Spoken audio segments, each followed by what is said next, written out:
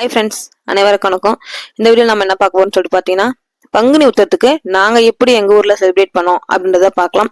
ஏன்னா ஒவ்வொரு ஊரில் ஒவ்வொரு மாதிரி செலிப்ரேட் பண்ணுவாங்க.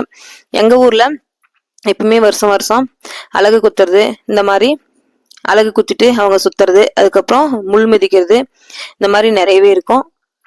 மஞ்சள் அடிக்கிறது, இதெல்லாம் உங்கள் ஊரில் எந்த மாதிரி செலிப்ரேட் பண்ணீங்கன்றத மறக்காமல் கமெண்ட் பாக்ஸில் கமெண்ட் பண்ணுங்க. இந்த மாதிரிலாம் உங்கள் ஊர்லேயும் செய்வாங்களா அப்படின்னு சொல்லிட்டு.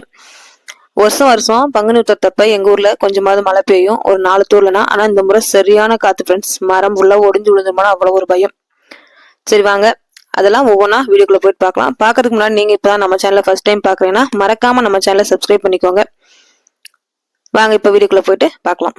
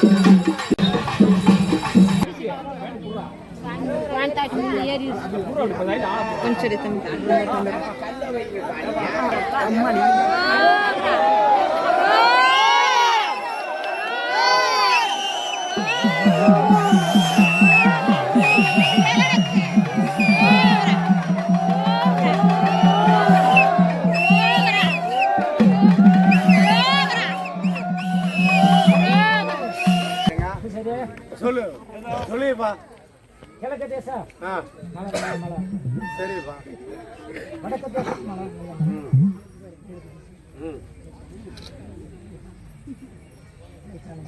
சரிப்பா.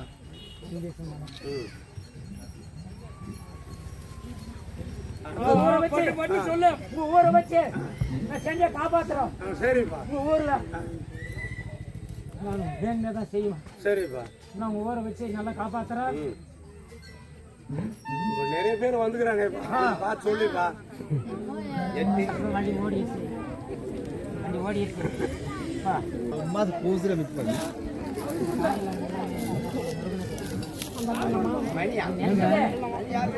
என்ன போடுவா முழுக்கும் போடுவியா? சரி நீதான் சாட்சி இதுக்கு. ஆயி போய் நீரை குணம் போடு.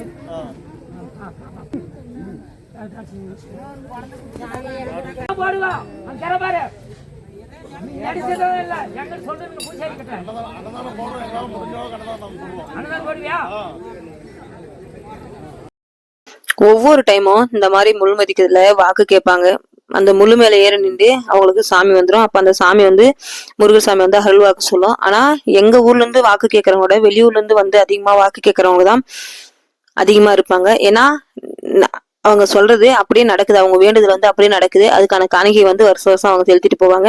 இது வந்து கண்டினியூஸா ஆதி காலத்துல இருந்து நடந்துட்டு வருதான் பரம்பரை பரம்பரையா. நம்மலாம் ஒரு முள்ளு கையில கிழிச்சாவே ரத்தம் வந்துடும். ஆனா இவங்க அங்க பாருங்க எவ்வளவு முள்ளு ஃபுல்லா அந்த கார முள் எல்லாம் ஷார்ப்பா இருக்குது, அது மேல ஏறி நின்று வாக்கு சொல்றாங்க. ஆனா உண்மையா அது பலிக்குது, பலிக்காங்காட்டிதான் வருஷம் வருஷம் இதுக்கான கூட்டம் வந்து அதிகமாயிட்டே இருக்குது. பாருங்க ஃப்ரெண்ட்ஸ், காத்து சாமி முடிச்சு ஆத்துக்கு போறதுக்குள்ளே ஃபுல்லா காத்து எடுத்துக்கிச்சு. எப்பவுமே வருஷம் வருஷம் 4 தூர்லனா போடும். ஆனா இந்த வருஷம் நல்லா காத்து எடுத்துக்கிச்சு.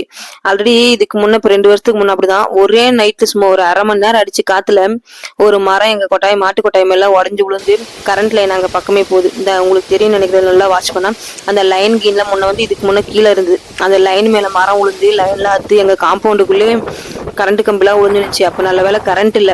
அந்த மாதிரி ஆயிடுச்சு. இந்த முறையும் அந்த மாதிரி ஆயிடுமா? கொட்டாயெல்லாம் ஒரு பக்கம் மரம் உளுந்து எல்லாம் உடஞ்சிருச்சு.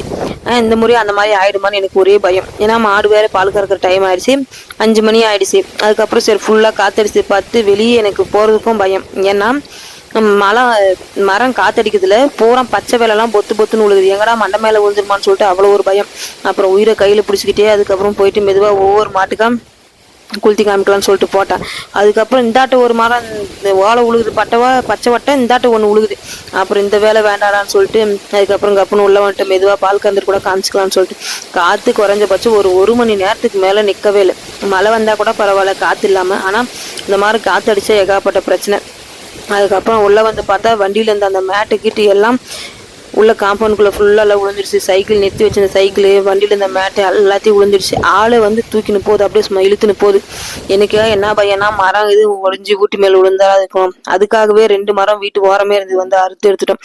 ஆனா அப்பயும் எனக்கு பயம். இந்தாட்டுக்கிற மரம் வளைஞ்ச இந்த மரங்கள்லாம் ஹைட்டா இருக்கிறதுக்காக சும்மா நான் மொத்தம் ஆடுது, எங்கடா வீட்டு மேலது விழுந்துருமோ அப்படின்னு பயம். ஏன்னா நம்மளுக்கு இதுதான் ஃபர்ஸ்ட்னா நம்மளுக்கு ஒன்றும் தெரியாது. ஆல்ரெடி ஒரு முறை மரம் ஒடிஞ்சு விழுந்து கரண்ட் வயர்லாம் அத்துன்னு வீட்டு காம்பவுண்டுக்குள்ளே விழுந்துருச்சு. அதனால எனக்கு ரொம்பவே பயம். அதுக்கப்புறம் நானும் ஏதோ நம்மளுடைய நம்பிக்கைக்கு தகுந்த மாதிரி கடவுள்கிட்ட வேண்டிட்டு காத்து அடிக்கட்டும், எந்த ஒரு இதுவும் நடக்காம அது பாட்டுக்கு அதுக்கிட்டன்னு சொல்லிட்டு வேண்டிட்டு அதே மாதிரி எந்த ஒரு இதுவும்